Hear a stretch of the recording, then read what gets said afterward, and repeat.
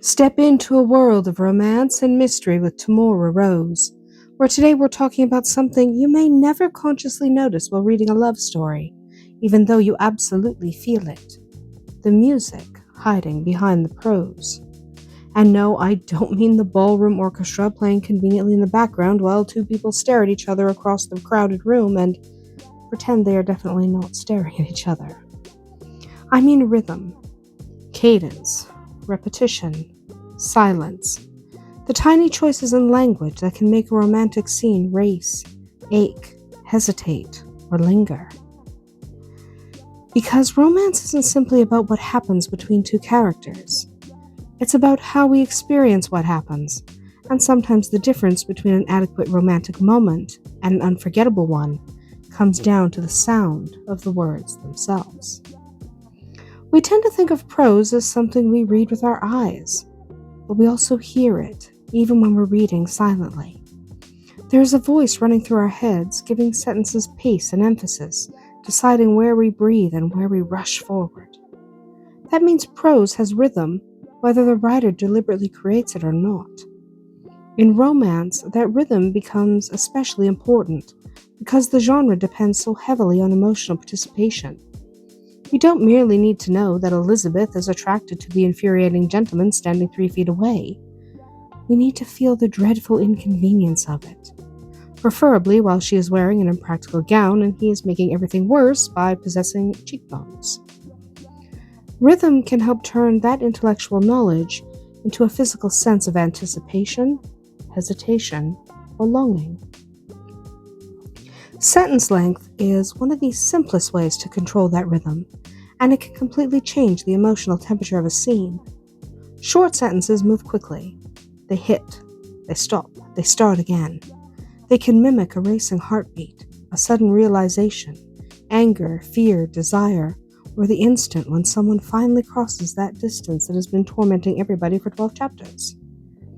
Longer sentences create an entirely different sensation, allowing the thoughts and sensations to unfold gradually as one detail leads to another, and the reader settles deeper into the character's experience.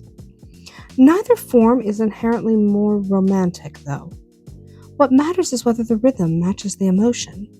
If your supposedly breathless scene wanders through 4 leisurely paragraphs contemplating the wallpaper, your lovers may recover their composure long before your reader reaches the kiss. The real magic often comes from changing the rhythm, rather than maintaining one rhythm throughout the scene. Imagine a woman standing in a candlelit corridor after midnight, waiting for someone she absolutely should not be meeting. At first, the prose might move slowly. She notices the candle guttering, the old house settling around her, rain tapping against the windows. She tells herself she should leave, which is naturally the surest indication in romantic fiction that she is going nowhere. Then she hears footsteps. The sentences begin to shorten. Closer. Another step. The latch moves. Suddenly the prose has changed because her body has changed. Her attention has narrowed. The rhythm has moved from atmosphere to anticipation, allowing the reader's breathing to shift almost unconsciously with hers. Repetition works in a similar way, although writers are often taught to fear it. We spend years being told not to repeat ourselves, and then romance wanders in, dramatically throws open the door, and says, "Actually, repeat that, but make it hurt." Intentional repetition can create extraordinary emotional weight because people themselves are repetitive creatures. When we're worried, we revisit the same fear. When we're grieving, memories circle back.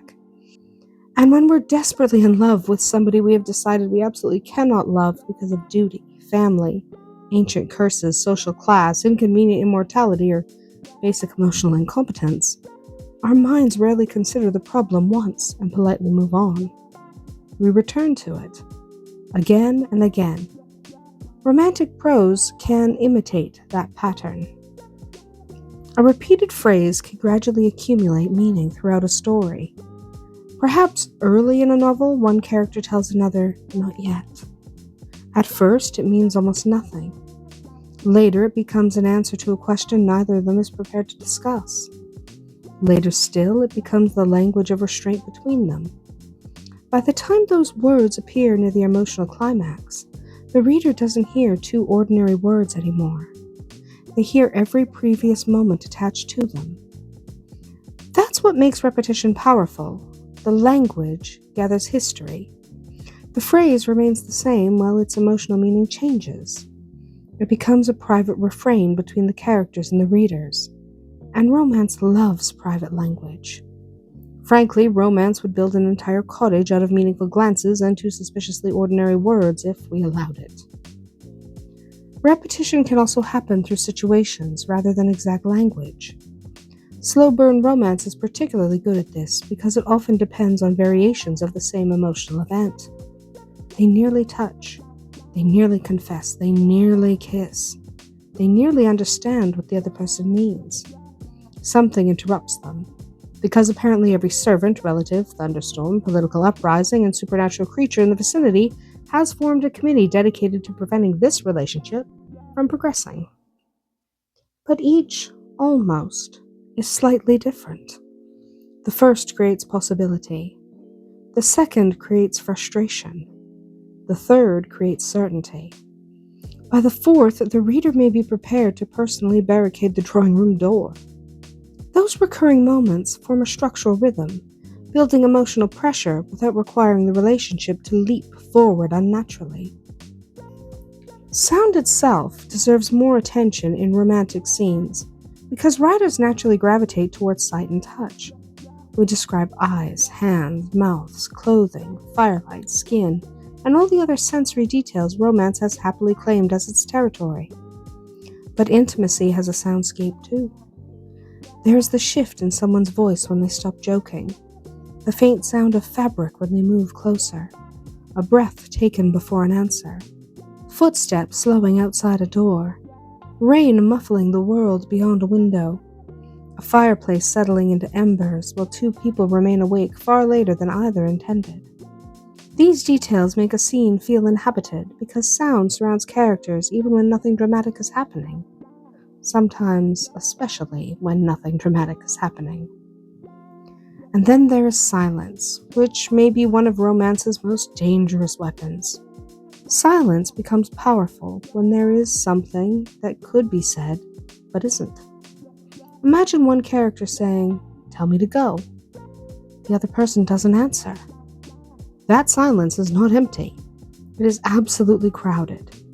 It contains fear, hope, temptation, restraint, and possibly several generations of terrible family decisions depending on what sort of romance we're reading. Silence allows readers to participate because they have to interpret what occupies the space between the words. A character who immediately explains every emotion leaves very little for us to discover. A character who hesitates before answering can make 1 second feel enormous. The pause itself becomes part of the dialogue. Dialogue, in fact, is musical long before we start thinking about what anyone actually says. Two characters who are comfortable together often develop a shared rhythm. They know when the other is teasing. They finish thoughts without necessarily finishing sentences. One asks a question knowing perfectly well what answer is coming. Their exchanges move quickly because they understand each other's patterns. Two people who are emotionally disconnected sound different. One answers too late. One misunderstands deliberately. Questions sit unanswered. Their sentences bump into each other rather than flowing together. That means dialogue can reveal whether a relationship is strengthening or fracturing without anyone announcing our relationship appears to be strengthening or fracturing. Which is fortunate because even in 1814 that would have been a rather alarming conversational choice. This becomes particularly interesting when characters who usually share a rhythm suddenly lose it. Perhaps the couple has spent half the novel trading quick, clever remarks, each immediately catching whatever the other throws at them. Then one discovers a betrayal. Suddenly, those familiar exchanges disappear. Answer becomes formal. Sentences become shorter, but not with passion, with distance. Names replace affectionate forms of address. Pauses grow longer. The absence of their old rhythm becomes emotional information. Later, reconciliation can be signaled partly by its return. A familiar joke lands. The other person answers instinctively. For just one moment, their old cadence reappears before either is willing to acknowledge what it means. The relationship has begun repairing itself in the sound of the conversation, before the characters are brave enough to say so. Internal monologue gives us another way to create emotional refrains, because desire is rarely orderly. A character may insist that she does not care about someone, while noticing exactly when he entered the room, whom he spoke to, whether he smiled, why he smiled, and purely for investigative purposes, of course, whether that smile looked different from the one he gave her yesterday. This is where repeated thoughts can reveal what a character refuses to admit. A name may keep appearing. A memory may intrude at inconvenient moments. One sentence spoken 3 chapters earlier may return whenever the character's defenses weaken. The trick is progression. The repeated thought should not simply occupy space. Its meaning should evolve as the character changes, turning repetition into evidence of an emotional journey rather than a literary hamster wheel. Paranormal romance gives writers especially delicious opportunities to play with sound and with rhythm. Because the world itself can participate, a heartbeat becomes significant when one character doesn't have one. Footsteps become unsettling when the supposedly empty corridor has been locked for a century. A lover's voice can carry memory, magic, prophecy, or recognition that stretches beyond an ordinary lifetime. Even silence changes meaning in a supernatural setting. The sudden absence of birdsong in a forest can signal danger before anything appears. A whispered name might have consequences. An old song repeated across generations can become both romantic and a plot device. The important thing is that atmosphere and emotion work together. The supernatural shouldn't merely decorate the romance. Ideally, it gives the romance another instrument to play.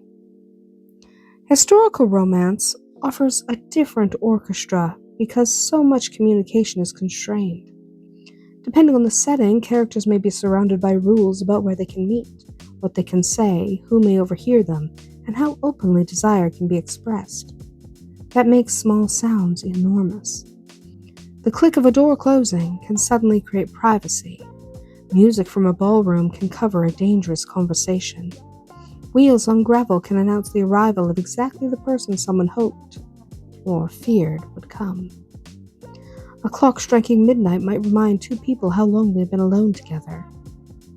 Historical settings are filled with bells and horses, fireplaces and crowded rooms, servants moving through houses, and fabric whispering through corridors. Used selectively, these sounds make the setting participate in the emotional stakes. Of course, there is a danger in becoming too enchanted with this musical prose. Once writers discover rhythm, repetition, sensory language, meaningful pauses, motifs, and beautifully constructed sentences, there can be an understandable temptation to make absolutely everything lyrical. Suddenly, the heroine cannot butter toast without the knife gliding across the bread, like moonlight across a forgotten sea, while the marmalade whispers of all that she has lost. At some point, she really does just need breakfast. Emotional prose needs contrast. Plain sentences give ornate ones somewhere to shine. Ordinary conversations make charged conversations noticeable. Quiet narrative passages allow intense scenes to feel intense. Music requires variation. If every moment is a crescendo, eventually the reader stops hearing the orchestra and starts wondering whether somebody can please give the violinist a chair. One of the best ways to test romantic rhythm is remarkably simple. Read the scene aloud. Awkward rhythm becomes much easier to hear when you have to physically speak the sentences. You notice where a line drags, where several sentences have exactly the same shape, where repetition feels intentional, and where you accidentally use the same word 5 times because apparently your vocabulary took the afternoon off. More importantly, you can hear whether the emotional movement works. Does a tender passage have room to breathe? Does tension tighten as the scene progresses? Does the dialogue sound like two distinct people rather than one author having a spirited disagreement with herself?